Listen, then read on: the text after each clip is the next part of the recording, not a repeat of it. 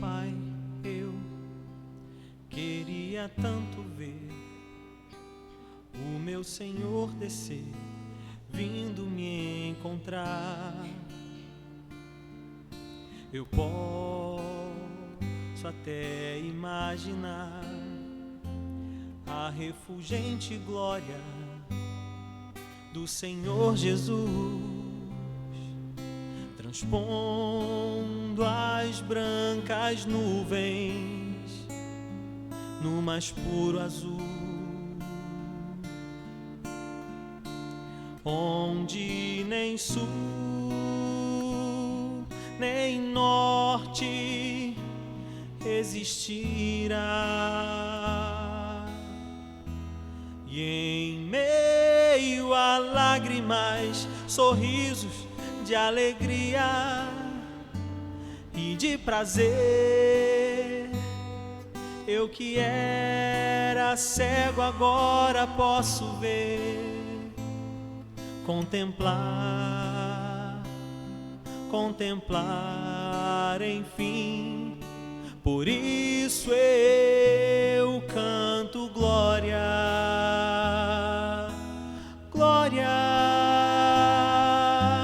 glória ao Autor da minha fé.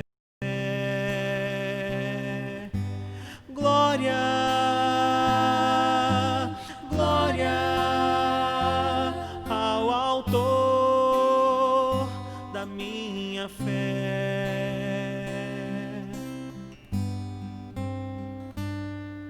Ó Pai, eu queria tanto, tanto ouvir o som que vai abrir o encontro triunfal, rever amigos que um dia em Cristo foram feitos meus irmãos, e agora sim podemos dar as mãos, pois temos todos somente um só Senhor. E eis o consolo que envolve a minha vida, o meu Senhor Jesus, que foi morto sim naquela cruz, voltará, enfim. Por isso eu canto glória, glória,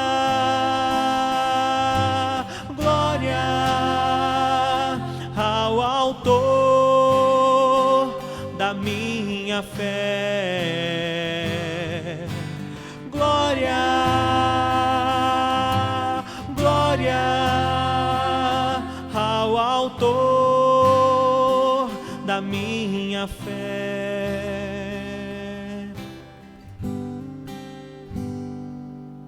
Glória ao Senhor, glória ao Senhor, glória ao Senhor,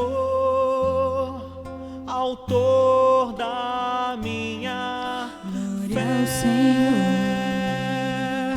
Glória ao Senhor, glória ao Senhor, Autor da minha fé. Glória ao Senhor, glória ao Senhor, o Autor da minha fé.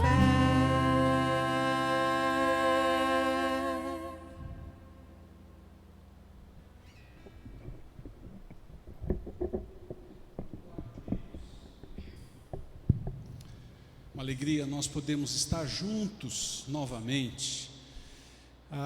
Meu desejo hoje é com que esse tempo abençoe profundamente a sua vida.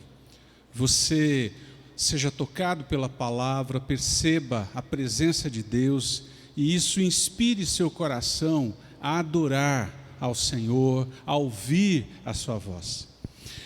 O livro de 1 Crônicas, no capítulo 16, versículo 8 e 9, diz assim: rendei graças ao Senhor, invocai o seu nome, fazei conhecidos entre os povos os seus feitos, cantai-lhe salmos, narrai todas as suas maravilhas. O tempo do culto é um tempo onde nós podemos parar e lembrar à nossa mente e ao nosso coração quem é Deus, e isso possa nos levar a render glórias, a render graças a Deus, a gerar o processo de invocar o seu nome. Por isso, eu queria convidar você a fechar seus olhos e termos esse tempo aonde você pudesse aí na sua casa pedir para Deus: fala comigo hoje. Vamos orar? Senhor, muito obrigado porque o Senhor é um Deus Emanuel. Mesmo, Senhor, num tempo como o qual nós estamos vivendo, um tempo de pandemia, como é bom saber que mesmo juntos, conectados, mas distantes, cada um na sua casa, nós podemos nos reunir como teu povo e te adorar. Por isso, Senhor, nós queremos hoje cantar louvores, nós queremos render graças, nós queremos, ó Deus, lembrar e falar dos teus grandes feitos. Por isso, Senhor, nós pedimos, abençoe esse tempo, fala ao nosso coração. Nós oramos e oramos no nome de Jesus. Amém.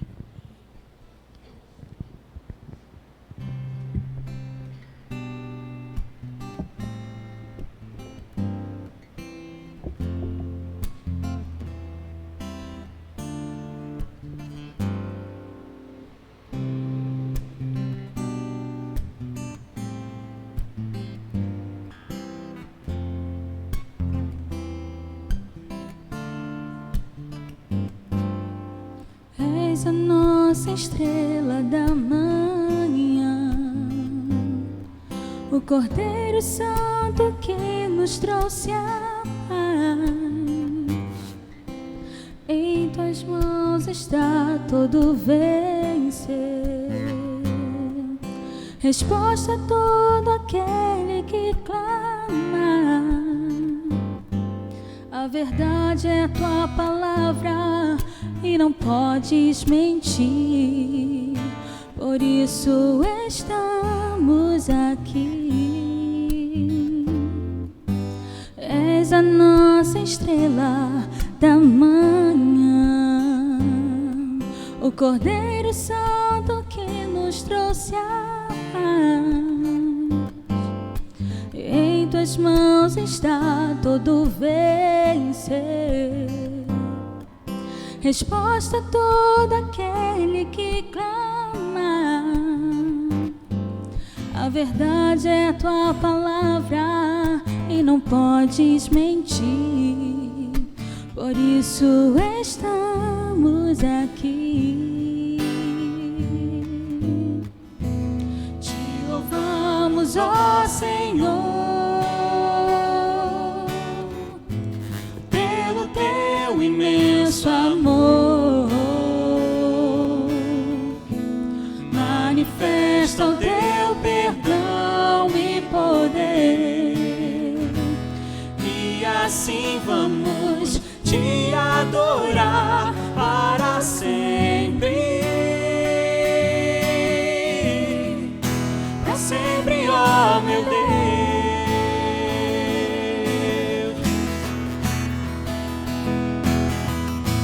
Te louvamos, ó Senhor, te louvamos, ó Senhor, pelo teu imenso amor. Manifesta o teu perdão e poder, e assim vamos te adorar para sempre.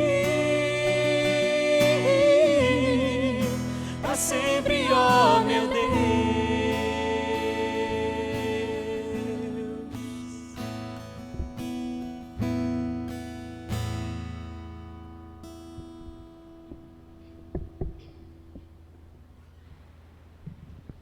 O Salmo de número 24 diz assim: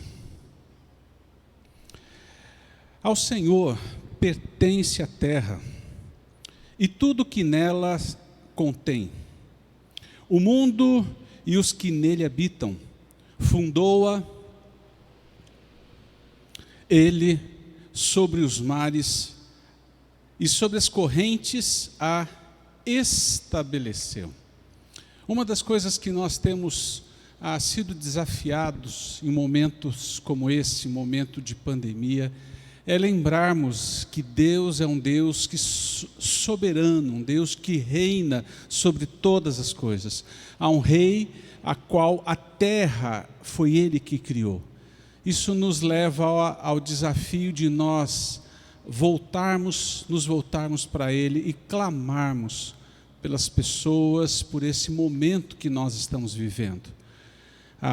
Orarmos pelas pessoas que estão infectadas com a Covid, alguns em recuperação e tratamento, alguns nos hospitais, gente que tem sido atingido pela própria questão da crise econômica. Clamarmos por esse tempo, pedirmos. Vamos ter um tempo de oração, clamando por isso. Senhor, nós queremos colocar cada pessoa, Pai, que está internada diante do Senhor.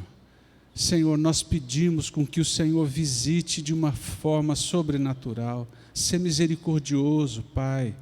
Pedimos, ó Deus, por pessoas que estão passando pelo tratamento. Cuida, Senhor, guarda.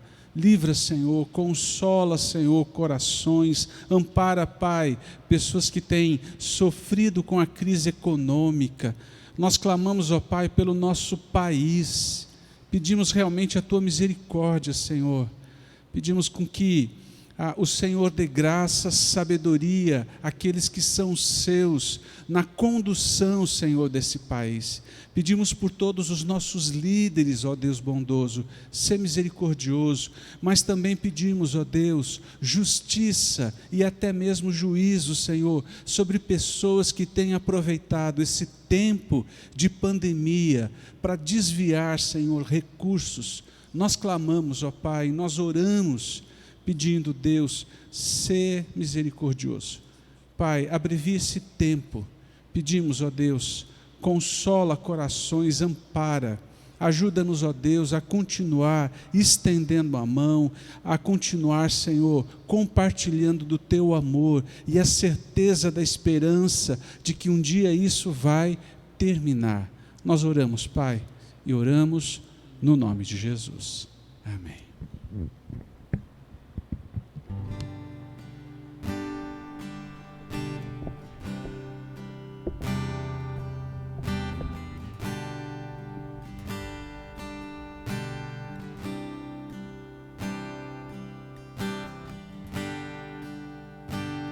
Este é o meu respirar, este é o meu respirar,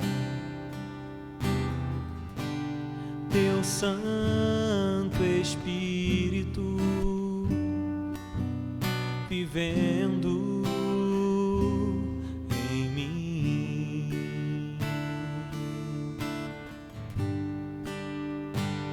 E este é o meu pão, Jesus, Tu és meu pão, Tua vontade feita em mim.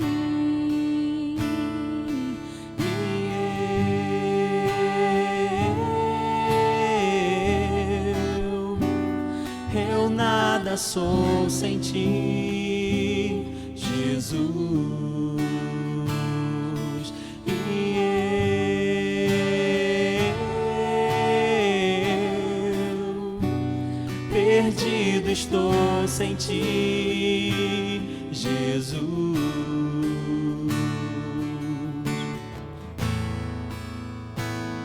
Este é o meu respirar,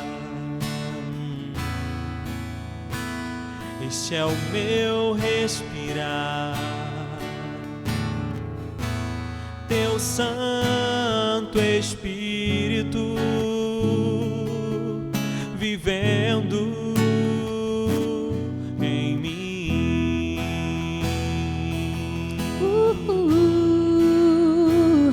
E este é o meu pão, Jesus, tu és meu pão.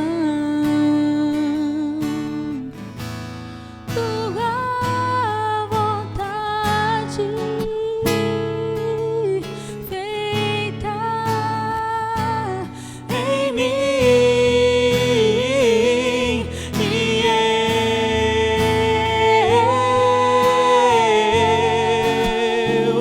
eu nada sou sem ti, Jesus. E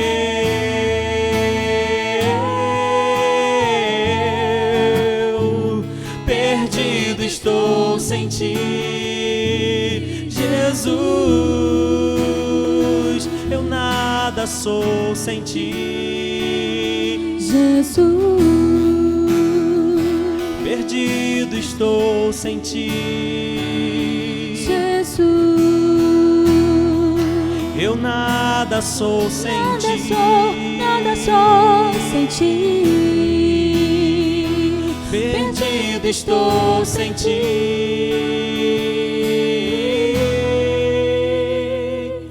E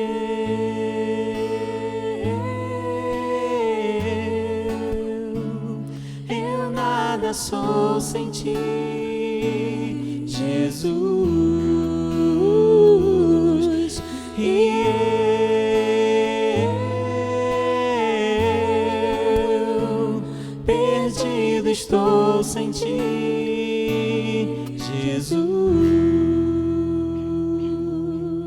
Em espírito, em verdade, te adoramos, te adoramos. Em espírito, em verdade, te adoramos, te adoramos. Rei dos reis e Senhor, te entregamos nosso viver. Rei dos reis e Senhor, te entregamos nosso viver pra te adorar, ó Rei dos reis. Foi que eu nasci, ó Rei Jesus. Meu prazer é te louvar, meu prazer é estar nos átrios do Senhor.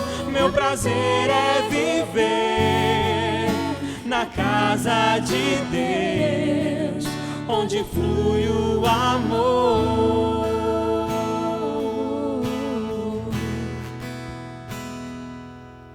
Em espírito,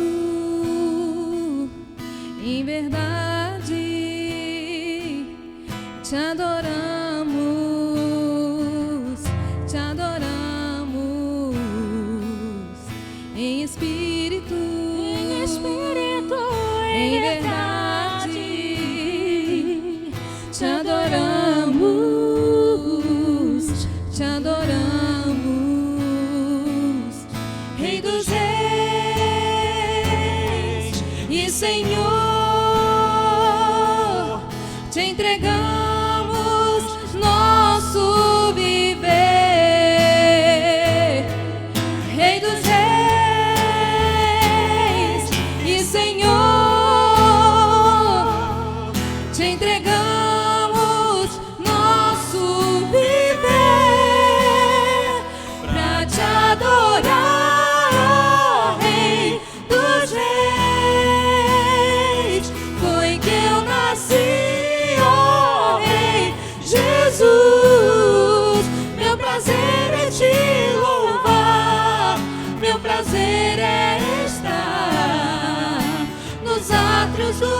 Senhor, meu prazer é viver na casa de Deus, onde flui o amor.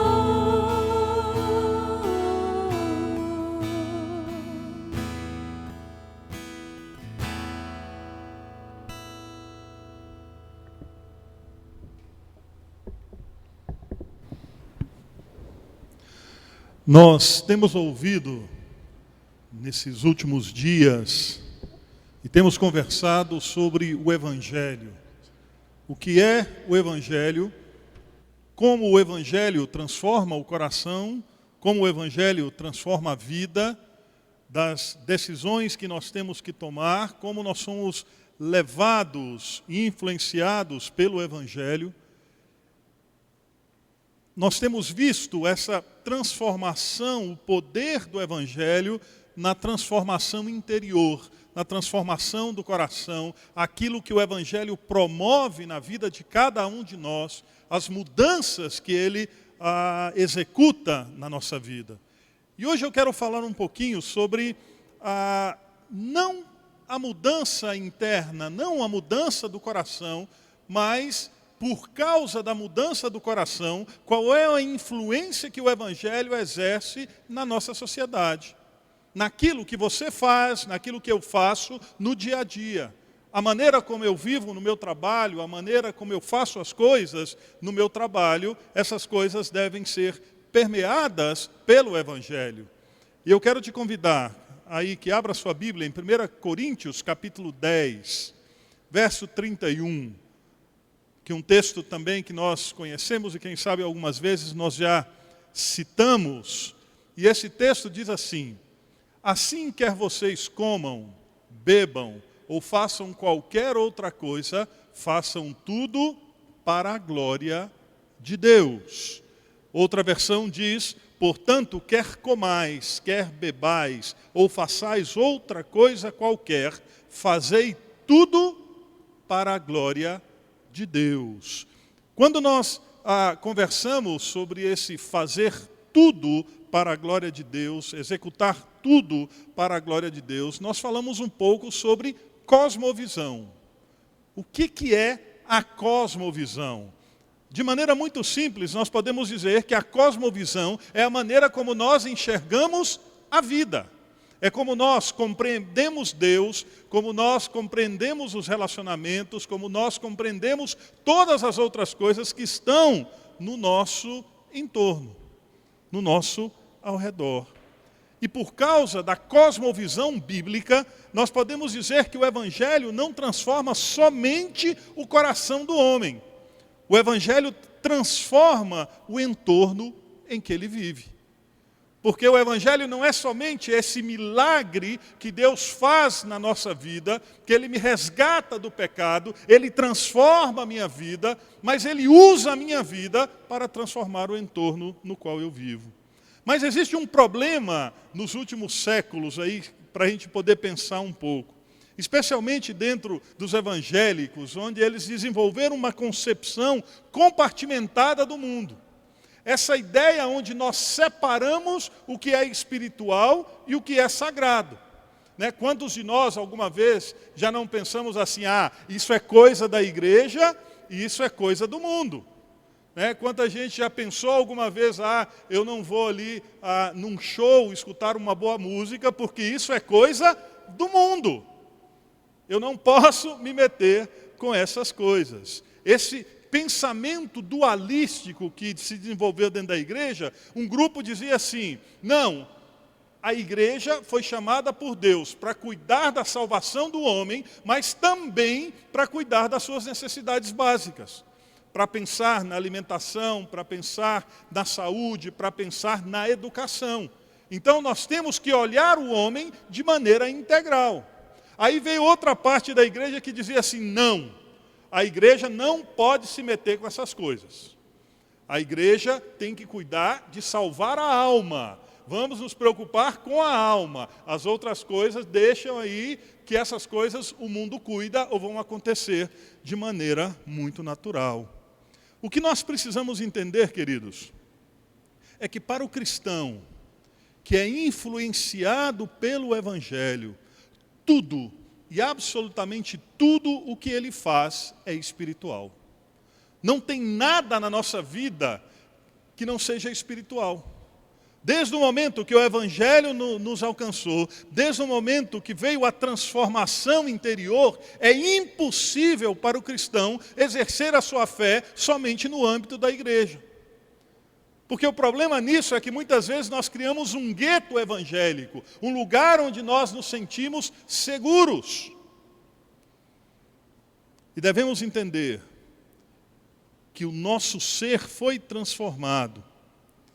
E, portanto, a fé vai influenciar todas as áreas da vida do cristão, de dentro para fora. Isso vai influenciar a minha vida na igreja, isso vai influenciar o meu envolvimento na sociedade, isso vai influenciar tudo e absolutamente tudo que eu faço, inclusive até a maneira como eu olho o trabalho. Quantos cristãos, infelizmente, têm olhado o trabalho como fardo, como algo pesado? Ele pensa assim, hoje é segunda-feira, vou ter que sair para trabalhar. Quando na realidade a expressão do nosso coração devia ser glórias a Deus, porque hoje eu vou sair a trabalhar. Eu vou ter a oportunidade de influenciar. E isso, quando nós temos esse pensamento, isso não muda somente a forma como a gente trabalha, mas como a maneira que nós escolhemos trabalhar. Não importa o que nós façamos, o nosso trabalho tem propósitos e sentidos inerentes, porque estamos realizando basicamente para Deus.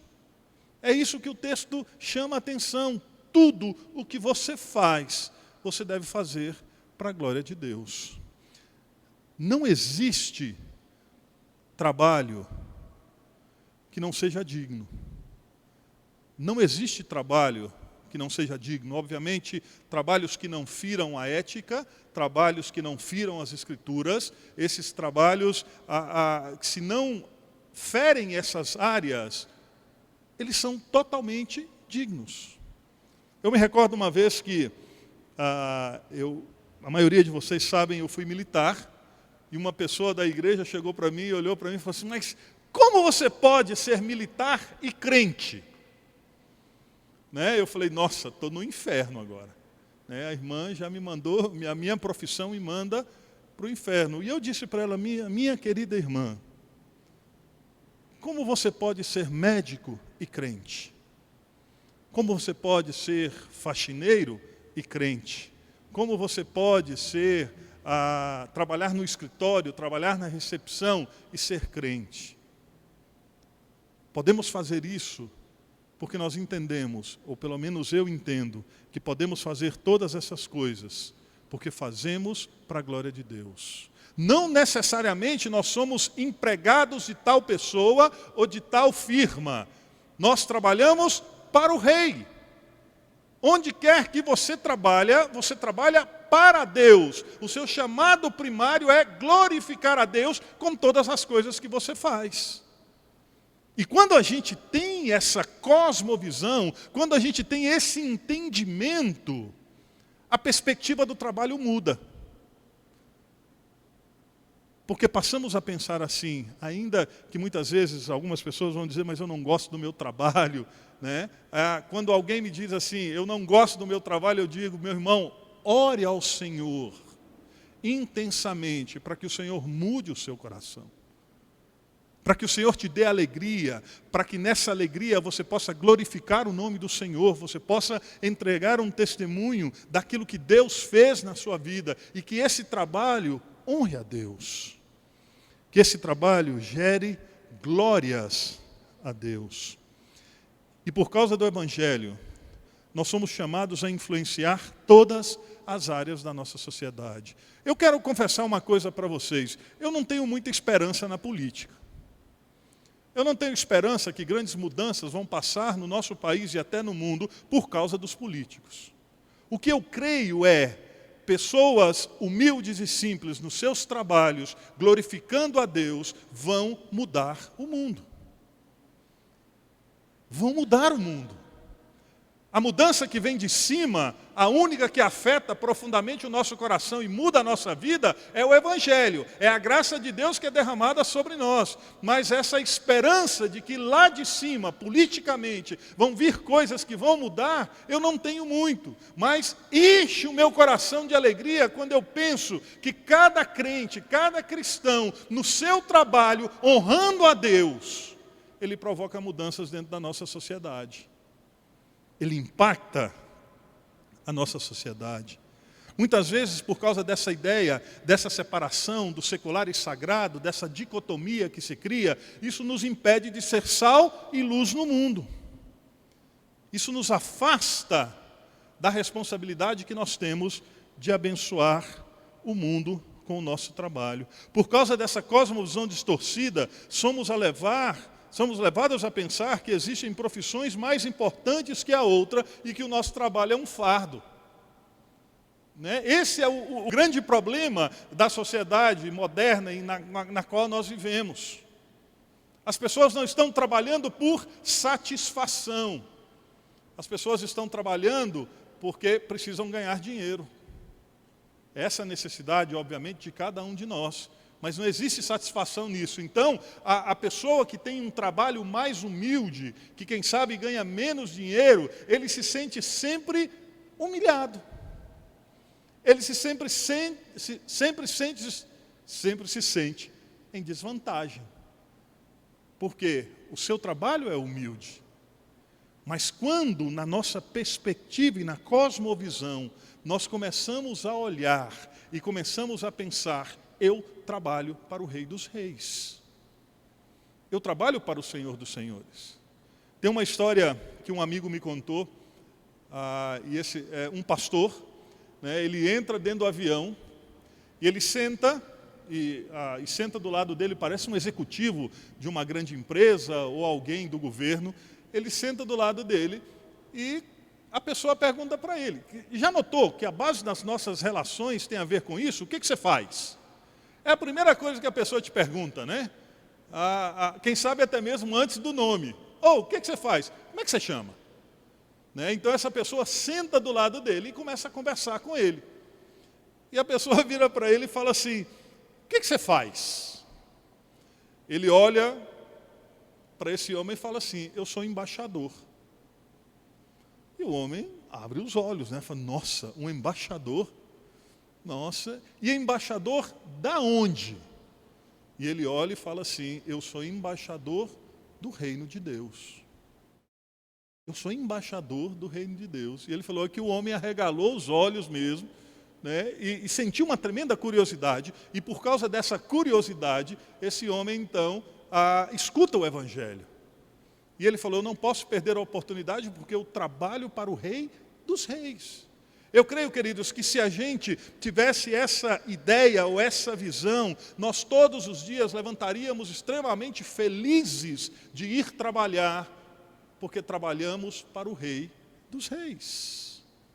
Trabalhamos para o Senhor dos Senhores. Então, quando a gente diz que não existe trabalho que não seja digno, nós precisamos entender também, apesar da nossa esperança não estar nisso, mas entender também que a política é uma área que precisa ser tratada e influenciada pela visão bíblica. Não estou falando de política ou de governo partidário, não estou falando de A ou de B. O que eu estou falando é de homens e mulheres influenciados pelo Evangelho que vivem uma vida reta diante do Senhor de tal maneira que suas vidas impactem a maneira de pensar da política. Quem sabe você já ouviu alguma vez, política não é coisa para crente. Política é lugar para crente, transformado, aquele que nasceu de novo, aquele que tem a vocação do Senhor para fazer isso. Então, se a gente segue pensando dessa maneira, que política não é um lugar, ou governo não é um lugar para crente, cada vez mais nós geramos espaço para ideologias que são completamente contrárias às Escrituras. É dar um grande espaço, é a mesma maneira da gente pensar, a educação não é lugar para crente. Quando nós pensamos assim, nós abrimos espaço para que ideologias contrárias às Escrituras dominem a mente das nossas crianças, dos nossos adolescentes e dos nossos jovens. Todo lugar é lugar para crente, para influenciar através do Evangelho. Se você quer entender um pouquinho esse negócio de governo e da visão bíblica de governo, depois aí no seu tempo devocional, num tempo que você tenha, dê uma lida em Deuteronômio capítulo 1. Leia esse texto de Deuteronômio capítulo 1, que você vai entender que o governo foi estabelecido por Deus. Foi o Senhor quem estabeleceu. Mas eu quero recordar com você hoje 3 exemplos de homens e mulheres que influenciaram a sociedade com o seu trabalho, que honraram a Deus, que dignificaram a Deus com o seu trabalho. O primeiro homem está lá em Gênesis, capítulo 41, o verso 39 e o verso 40. Disse, pois, Faraó a José: uma vez que Deus lhe revelou todas essas coisas, não há ninguém tão criterioso e sábio como você. Você terá o comando do meu palácio, e todo o meu povo se sujeitará às suas ordens. Somente em relação ao trono serei maior que você. Todas as vezes que a gente pensa sobre José, nós podemos lembrar que ele era filho de Jacó, filho amado de Jacó. Nós podemos lembrar que ele foi vendido pelos seus irmãos, que foi preso injustamente, que interpretava sonhos. Mas, com certeza, o que ressalta para nós acerca de José foi quando esse homem é alçado ao segundo posto mais importante do Egito. Foi escravo, foi preso, ficou lá no calabouço um tempão, foi acusado injustamente, e desse lugar, esse homem sai para ser governador do Egito. E sabe o que é interessante? Apesar do sofrimento, apesar da prisão, apesar da perseguição, José fez tudo de maneira digna para honrar ao Senhor. Quando José, por exemplo, depois que ele foi vendido, ele podia trabalhar para Potifar de maneira muito indignada, né? Vou fazer mal feito mesmo, estou aqui, sou escravo e vou fazer essa coisa de qualquer maneira. Não, ele se esmerou para fazer o melhor dentro da casa de Potifar. E a casa de Potifar prosperou nas mãos de José. Mas ele não fazia isso somente por causa de Potifar. Ele fazia isso porque ele queria glorificar a Deus. Ele fazia isso porque na sua consciência ele não podia estar diante do Senhor fazendo mal às coisas. Porque ele queria honrar a Deus. Mas qual foi o prêmio disso, né? Aí você lembra da história da mulher de Potifar, que o acusa injustamente, e José então é lançado na prisão. Mas sabe o que acontece na prisão? O sujeito era um sujeito tão bom e tão crente, e queria honrar o Senhor de tal maneira, que até na prisão ele fazia as coisas bem. Até na prisão. E ao final ele começou a cuidar dos presos que estavam ali. Deus o honrou naquele lugar e ele fez isso da melhor maneira possível. Para no final, esse homem ser lançado diante de Faraó, com a responsabilidade de interpretar um sonho de Faraó. E ele faz da melhor maneira, sendo usado por Deus para glorificar a Deus. Ele sempre diz a Faraó: o meu Deus. O seu sonho é esse, esse e esse. E da maneira que esse homem faz, que José faz todas as coisas, ele não é lembrado mais como filho de Jacó, ele não é lembrado mais que ele foi vendido, mas ele é lembrado como governador do Egito. Como Deus honrou esse homem? Mas ele fez e cumpriu a sua responsabilidade, que foi independente da circunstância, independente do trabalho que ele tinha, ele fez o melhor possível. Que tremendo isso! Que tremendo isso! Apesar de ganhar pouco, na realidade, ele nem recebia, né? Era escravo. Esse homem continuou trabalhando dignamente, porque ele entendia que ele não trabalhava para Faraó, ele não trabalhava para o carcereiro, ele não trabalhava para Potifar, ele trabalhava para o Rei dos Reis, para o Senhor dos Senhores. Eu creio que quando a gente começa a ter essa perspectiva, nós começamos a mudar a nossa maneira de pensar. E sabe o que é mais interessante? José não tinha função eclesiástica. José não era pastor, não era missionário. Era um homem comum, por assim dizer, que foi tremendamente usado pelo Senhor, de escravo, vendido pelos seus irmãos, chegou a governador. Até o ponto onde os seus irmãos se ajoelharam diante dele. Até o ponto onde Faraó diz para ele: olha, somente quando eu estou nesse trono, eu sou maior que você. Não era egípcio, era um israelita. Era um israelita, não era daquela nação. E Deus, então, com o trabalho desse homem, o honrou de tal maneira que ele administrou uma nação, ele abençoou uma nação, e as nações que estavam ao entorno, porque todos vinham comprar do Egito. Sabe por quê? Porque um homem foi fiel ao Senhor. Um homem dignificou e deu glórias ao Senhor com o seu trabalho, ainda que fosse um trabalho insignificante. Então guarda esse exemplo aí. O primeiro que nós temos é José. O segundo exemplo que nós temos de que o trabalho, e fomos chamados por Deus para influenciar o contexto onde nós vivemos através do trabalho, o segundo homem é Neemias. Impactante a história de Neemias. Se você nunca leu o livro de Neemias, leia. Leia. A maneira impactante como esse homem viveu.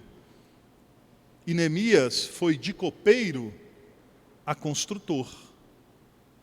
E obviamente depois a governador. Neemias capítulo 2, o verso 1 e depois o verso 4 e 5. Diz assim: no mês de Nissan, do 20º ano do rei Artaxerxes, na hora de servir o vinho, levei-o ao rei. Verso 4, o rei me disse: o que você gostaria de pedir? Então orei ao Deus dos céus e respondi ao rei: se for do teu agrado, se for do agrado do rei, e se o seu servo puder contar com a sua benevolência, que ele me deixe ir à cidade onde os meus pais estão enterrados em Judá, para que eu possa reconstruí-la. O capítulo 2 narra um pouco como estava Neemias. Neemias havia encontrado com alguns dos seus companheiros e eles traziam notícia de como estava Jerusalém.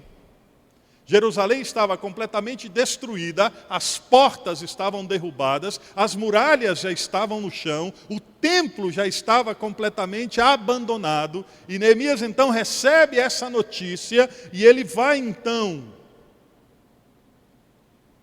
servir o vinho ao rei. E na corte, pode parecer que no nosso tempo não seja tão importante, mas naquele tempo, Neemias tinha uma grande responsabilidade porque ele era o copeiro do rei.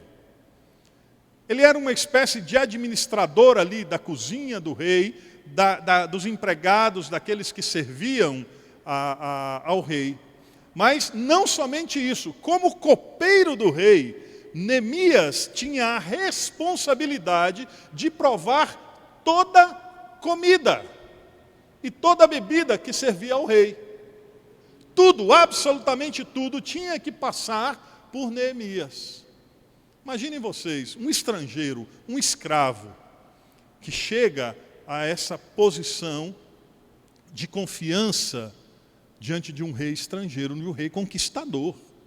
Né? Haviam conquistado e destruído a nação. E ele então tinha grande influência. E ele chega para o rei, e diz o texto que foi uma das primeiras vezes que ele se apresentava ao rei triste. E o rei nota na cara desse homem que havia tristeza no seu coração. E o rei pergunta: o que aconteceu com você? E ele então, o que ele faz? Ora ao Senhor. Sabe o que me chama a atenção? Esses conquistadores haviam destroçado, haviam arrasado com o povo de Neemias. Conquistaram as suas terras, tomaram as suas riquezas, levaram filhos e filhas como escravos, levaram para a Babilônia, para poder ali administrar e para poder suprir os serviços. E Neemias vai para esse lugar para servir a esse rei, para servir ao seu inimigo. E ele então alça e conquista esse povo. E ele então tem a possibilidade de estar junto ao rei. E esse homem, servindo ali como copeiro, esse homem é usado tremendamente por Deus no seu trabalho para que pudesse reconstruir Jerusalém. Contra toda a perspectiva, contra a vontade de muitos daqueles que estavam ali, o rei dá autonomia a Neemias para ir e construir. E o rei, interessante, faz uma pergunta para Neemias: quanto tempo você vai levar para poder fazer isso? Tal era o apego e tal era o apreço que o rei tinha por Neemias, que ele pergunta: você vai demorar muito? Quanto tempo você vai ficar por lá? Parece que havia uma confiança profunda. E o rei então dá todo o necessário para que Neemias pudesse cumprir o propósito de Deus na reconstrução de Jerusalém. Madeira, homens, tudo, absolutamente tudo, cartas do rei, tudo o que ele necessitava. Neemias foi tremendamente abençoado por Deus e usou o seu trabalho como copeiro para ter acesso a tudo aquilo que o povo de Deus necessitava. Nós temos que pensar que o nosso trabalho é bênção de Deus na nossa vida. E que o nosso trabalho ele tem um propósito muito maior do que ganhar dinheiro para sustentar a nossa família. O nosso trabalho é um chamado dentro da nossa cosmovisão para influenciar pessoas, para transformar pessoas, para pregar o Evangelho. Nós não estamos trabalhando somente para ter dinheiro, mas estamos trabalhando diariamente para que haja transformação de vida, transformação no entorno onde nós vivemos. E Neemias e José souberam aproveitar essa oportunidade. E olha bem, Neemias tampouco tinha função eclesiástica. Como José, Neemias não foi investido de nenhuma autoridade eclesiástica. Era um homem comum e corrente. Era um homem como eu e você. Com o nosso trabalho, com as nossas dificuldades, com nossos problemas, mas um homem que decidiu, através do seu trabalho, dignificar e glorificar o nome de Deus. E o último exemplo que eu quero dar para você é o exemplo de uma mulher. No capítulo 9, o verso 39 de Atos dos Apóstolos, Pedro foi com eles e quando chegou foi levado ao quarto do andar superior. Todas as viúvas o rodeavam chorando e mostrando os vestidos e outras roupas que Dorcas tinha feito quando ainda estava com elas. Eu quero falar de Dorcas, a costureira evangelista. Uma mulher de grande testemunho cristão, que muitas vezes não era a pregação falada, ela não saía para as ruas para pregar o Evangelho, ela não saía evangelizando de porta em porta, essa mulher fazia isso através do seu trabalho. Aquelas pessoas que chegavam para ela precisando de uma túnica, precisando de consertar um vestido, não levavam somente o vestido ou a túnica, levavam a palavra de Deus. Levavam o Evangelho. Dorcas é chamada de discípula. Discípula de Cristo. E essa mulher, então, usava o seu trabalho para pregar o Evangelho, usava o seu trabalho para glorificar a Deus. Não somente fazendo roupas para quem pagava, mas também essa mulher fazia roupas para as pessoas necessitadas daquela cidade. Para as pessoas que tinham necessidade, para as viúvas, que em muitos casos eram abandonadas, deixadas à parte. Essa mulher tinha uma preocupação tremenda com essas pessoas. E ela não falou assim, vou largar tudo, vou ser missionária entre essas... Não! Essa mulher usava o seu trabalho. Aquilo, a vocação que Deus deu a ela. Ela usava isso para glorificar a Deus. Diz as Escrituras que essa mulher foi convertida através do ministério de Filipe. Atos 8:40 fala sobre isso. Ela morava em Jope, que era uma cidade portuária. E era notável pelas suas obras e pelas esmolas que fazia. Isso usando a sua profissão para cuidar dos pobres, para cuidar dos necessitados. E essa mulher fazia isso, sabe por quê? Porque ela entendia que ela trabalhava para o Rei dos Reis. Na sua vocação, no seu chamado, essa mulher sabia que não era só fazer costuras, era pregar o Evangelho, na necessidade urgente do testemunho que nós devemos ter, que Deus nos deu um trabalho para glorificar o seu nome. Então, para a gente terminar e para a gente fazer uma reflexão, esses exemplos bíblicos nos mostram que mesmo que não sejamos pastores ou missionários de tempo integral, ainda assim devemos servir a Deus com a nossa profissão. Pastores missionários não são uma categoria especial de cristãos. Pastores e missionárias são homens e mulheres que são usados por Deus para alcançar o mundo, seja com seus dons, os nossos fazedores de tendas, aqueles que têm essa capacidade, ou para um chamado integral. Eu não gosto muito de usar essa ideia de chamado integral para a pregação do Evangelho, porque desde quando nós temos a Cristo como nosso Senhor e Salvador, nós somos integralmente e 24 horas por dia crentes chamados a pregar o Evangelho. O nosso trabalho não é apenas um meio de subsistência. O nosso trabalho não deve ser encarado como fardo. O nosso trabalho não deve ser fonte de reclamação.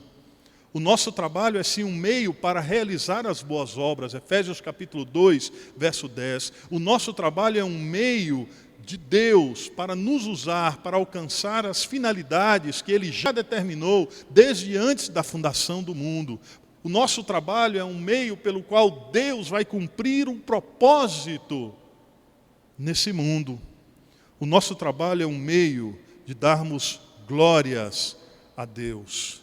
Sabe, meu querido, se Deus te vocacionou para ser um pastor, um missionário, um obreiro de tempo integral, que bênção! Que bênção! Mas se Deus não te chamou para isso e não te vocacionou para essa integralidade, lembre-se de exercer a sua integralidade como médico, como engenheiro, como político, como cientista, como músico, como ator, como terapeuta, administrador, economista, assistente social, psicólogo, servidor público, empresário, lixeiro, aquela pessoa que cuida do asseio, aquele guarda que passa toda a noite guardando as propriedades. Faça isso para a glória de Deus. Exerça isso não pensando que você trabalha para tal pessoa. exerça a sua profissão, lembrando que você trabalha para Deus e que você foi chamado por Ele. Deus usou um escravo que foi vendido, fez bem o seu trabalho e o colocou como governador. Deus usou um copeiro, que também era escravo, e o transformou em construtor, restaurador dos muros de Jerusalém, e finalmente governador daquela região. E Deus usou uma costureira. Não tinha máquina de costura naquela época, né? Mas Deus usou essa costureira, uma mulher simples e humilde, que pregava o Evangelho através da sua profissão. Então não se sinta frustrado pela sua profissão. Dê graças ao Senhor. Olhe sempre para o alto e diga assim: graças a Deus que o Senhor me vocacionou para a profissão que eu tenho. E eu quero usar a minha profissão para glorificar o nome de Deus. Toda profissão tem um propósito. E você e eu somos chamados a exercer a nossa profissão para dignificar e glorificar o nome de Deus. Amém? Vamos orar? Senhor, nós queremos te agradecer pela sua palavra, pelo teu Santo Espírito que alimenta o nosso coração, que nos faz entender a sua palavra. E queremos pedir ao Senhor que o Senhor trabalhe no nosso coração e na nossa mente e nos livre, Senhor, dessa dicotomia, desse pensamento entre secular e sagrado. Que nós possamos entender que a nossa vida é uma só e pertence ao Senhor. E tudo o que nós fazemos deve glorificar o seu nome. Nos ajuda nisso, Senhor, porque muitas vezes é difícil entender isso. Pedimos ao Senhor que use o nosso trabalho, que mude a nossa mente, Senhor, e para que a gente entenda que nós trabalhamos para o Senhor. Nós somos instrumentos do Senhor. E esse trabalho é o lugar que o Senhor nos pôs para cumprir o propósito eterno que o Senhor tem de alcançar mais vidas. Alegra o nosso coração com o nosso trabalho, Senhor, apesar das dificuldades e apesar dos problemas que às vezes nós enfrentamos. Enche o nosso coração de alegria, Senhor. E que dia a dia a gente possa se levantar e dizer: graças a Deus, porque o Senhor vai me usar no meu trabalho. Graças a Deus, porque a minha profissão é a vocação que o Senhor me deu, é espiritual, para ser usado para alcançar pessoas. Te damos graças, Senhor, e que o Senhor nos ajude com o Evangelho a influenciar o mundo onde nós vivemos. Te pedimos isso, Senhor, no nome de Jesus e para a glória de Jesus. Amém.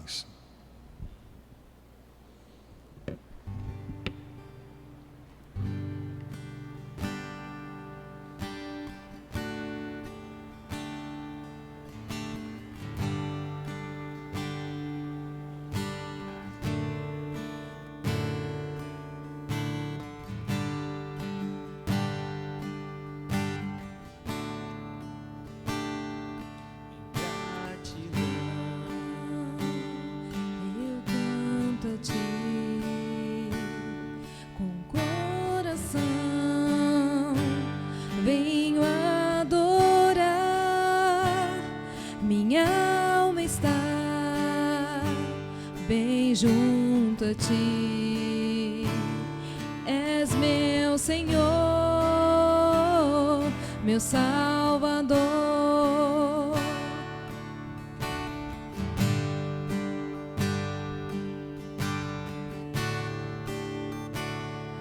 Em gratidão eu canto a ti com coração. Venho adorar, minha alma está bem junto a ti. És meu Senhor, meu Salvador. O que darei a ti, Senhor, por tudo quanto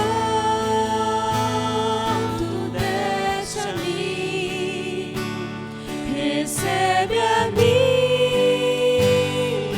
adoração.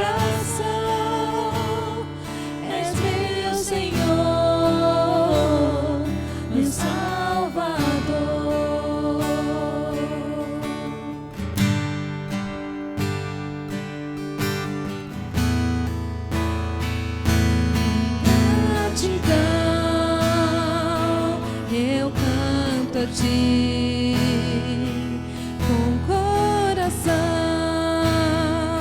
Venho adorar, minha alma está bem junto a ti. És meu Senhor, meu Salvador. O que darei a ti, Senhor, por tudo quanto deste a mim? Recebe a minha adoração. És meu Senhor, meu Salvador. O que darei a ti, Senhor, por tudo quanto deste a mim? Recebe a minha adoração. És meu Senhor, meu Salvador. És meu Senhor, meu Salvador.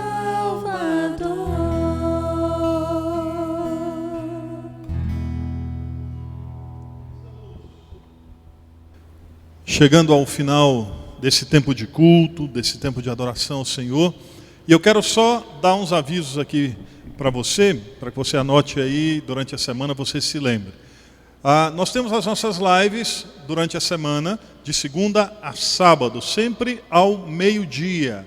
Então, um tempo onde nós temos orado uns pelos outros, um tempo onde nós temos compartilhado a palavra de Deus. Então, se você puder, aí entra no Instagram da igreja, @IPB Maranata, e você então vai poder estar junto conosco nesse tempo. Lembrando também que na segunda-feira, às 18 horas, nós temos uma live inspirativa, um tempo de inspiração. Nessas lives nós temos conversado sobre os ministérios da igreja. Às vezes tem gente que não conhece, não sabe como funciona, quem é o líder de tal ministério, e nessas lives então a gente tem a oportunidade de poder conversar sobre os nossos ministérios. Então, meio-dia, de segunda a sábado, as nossas lives, e segunda às 18 horas, a live inspirativa. Lembrando também que nós continuamos aí com a nossa campanha de cesta básica.